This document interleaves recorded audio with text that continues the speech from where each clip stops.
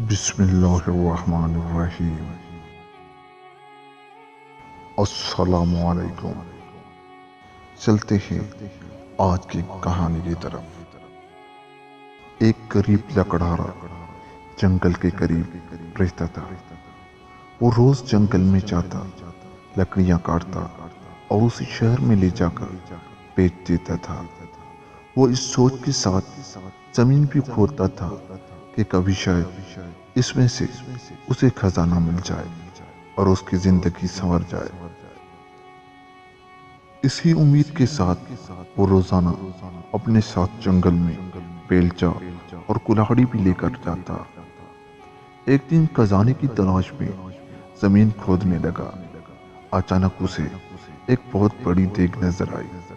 وہ اس دیگ کو دیکھ کر بہت خوش ہوا اور دل ہی دل میں سوچنے لگا، لگتا ہے کہ اس دیگ کے اندر کوئی خزانہ چھپا ہوا ہے۔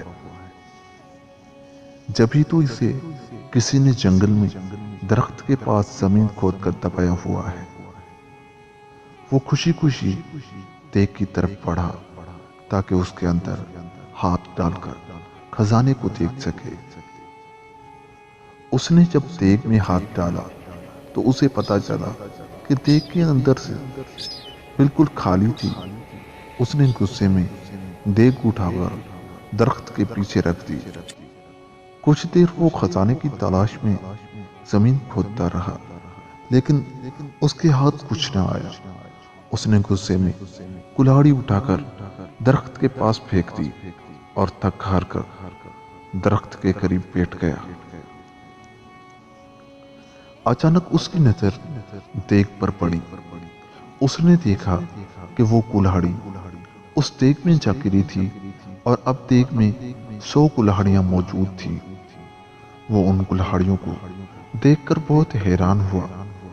ساتھ ہی اسے یہ بھی سمجھ میں آ گیا کہ یہ دیگ کوئی عام سی دیگ نہیں ہے، بلکہ یہ کوئی جادوئی دیگ ہے۔ جبھی تو اس کی ایک کلاڑی سے 100 کلاڑیاں بن گئی ہیں۔ وہ خوشی خوشی اس دیگ کو اٹھا کر گھر میں لے آیا۔ لکڑہارے نے اس دیگ کو ایک کمرے میں چھپا دیا۔ رات کے وقت اس نے جادوئی دیگ کو دوبارہ آزمانے کے لیے اس میں آم ڈالا۔ تھوڑی دیر بعد اس نے دیکھا تو دیگ میں 100 آم موجود تھے۔ اب تو اس کا یقین پختہ ہو گیا کہ یہ واقعی کوئی جادوئی دیگ ہے۔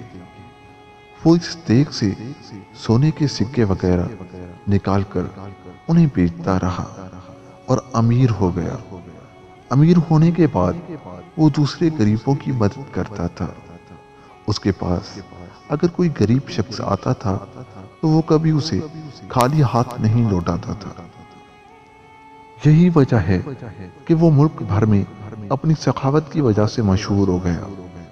اس کے اچانک امیر ہو جانے اور جادوئی دیگ کی کہانی ہر جگہ پھیل گئی۔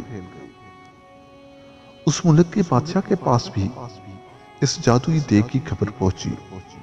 بادشاہ بہت لالچی تھا۔ اس کے پاس اپنا بہت سارا خزانہ موجود تھا۔ اس کے باوجود اسے مزید خزانے کی ہوس تھی۔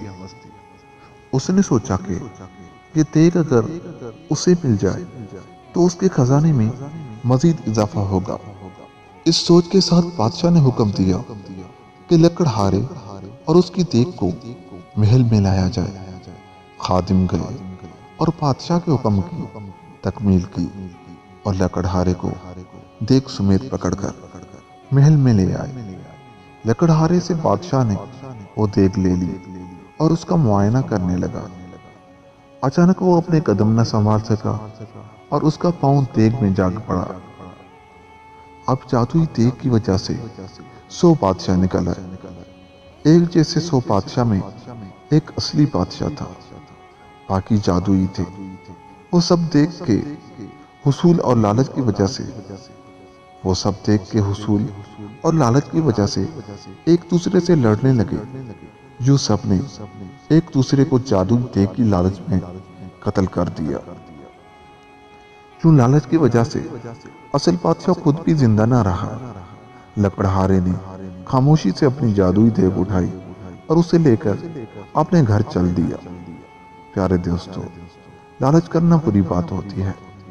اگر کسی کے پاس آپ سے زیادہ اچھی چیز موجود ہے تو آپ اس سے حسد نہ کریں، بلکہ جو کچھ آپ کے پاس موجود ہے اس پر شکر ادا کریں۔